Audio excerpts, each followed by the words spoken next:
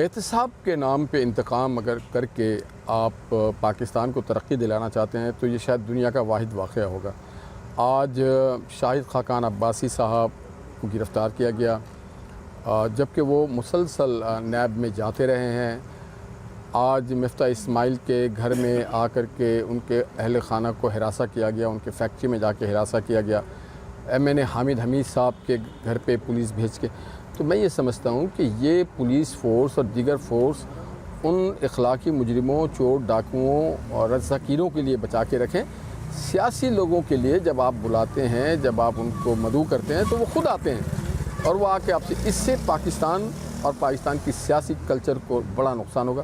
جو میں سمجھ پایا ہوں کہ ان سب کا جرم یہ ہے کہ یہ نواز شریف سے پیار کرتے ہیں، پاکستان مسلم لیگ کے ساتھ اپنے آپ کو وابستہ رکھتے ہیں، پاکستان کی اس ترقی کے ساتھ، پاکستان کے اس معیشت کی ترقی کے ساتھ، پاکستان کے خوشحالی کی ترقی کے ساتھ جو نواز شریف کا کمٹمنٹ ہے، اور جو نواز شریف نے عام آدمی کو لیے یہ بات کی ہے کہ ووٹ کو عزت دو، وہ اب رکتا نہیں نظر آ رہا ہے۔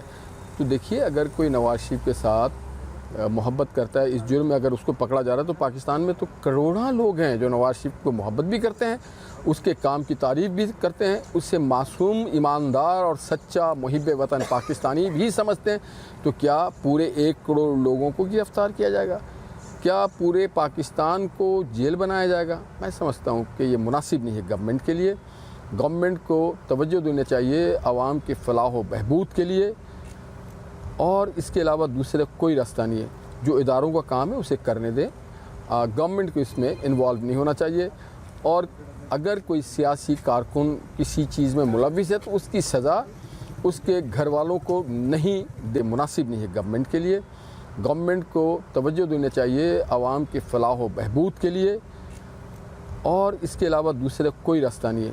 جو اداروں کا کام ہے اسے کرنے دیں، گورنمنٹ کو اس میں انوالو نہیں ہونا چاہیے، اور اگر کوئی سیاسی کارکن کسی چیز میں ملوث ہے تو اس کی سزا اس کے گھر والوں کو نہیں دینا چاہیے، نامناسب ہے۔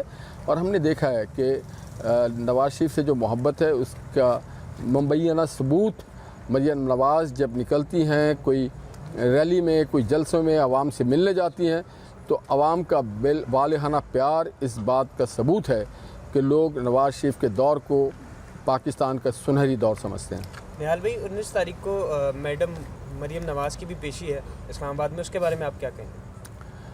میں سمجھتا ہوں کہ وہ اس میں جائیں گی، اور 19 کو وہ اپنی زبانی خود بتائیں گی کہ کیا ہونا چاہیے۔ ہاں، ایز اے وکیل میں سمجھتا ہوں کہ ایک کیس میں آدمی کو 2 بار پروسیکیوٹ نہیں کیا جا سکتا، اس کو طلب نہیں کیا جا سکتا، اور اگر اس کیس میں section 30 of the NAB ordinance کے تحت اگر آپ ان کو بلا رہے ہیں تو اس کا بھی کوئی جواز نہیں بنتا ہے۔ یہ مریم جو ہے ان چیزوں سے شاید خائف نہیں ہوگی۔ مریم آئینی جدوجہد پہ یقین رکھتی ہے۔ اگر آپ سمجھتے ہیں کہ آپ سب چیز کو روکنا چاہتے ہیں تو آپ پاکستان میں رول آف لا پہ عمل کریں، ہم آپ کے ساتھ کھڑے ہوں گے۔ آپ مہنگائی کا خاتمہ کریں، ہم آپ کے ساتھ کھڑے ہوں گے۔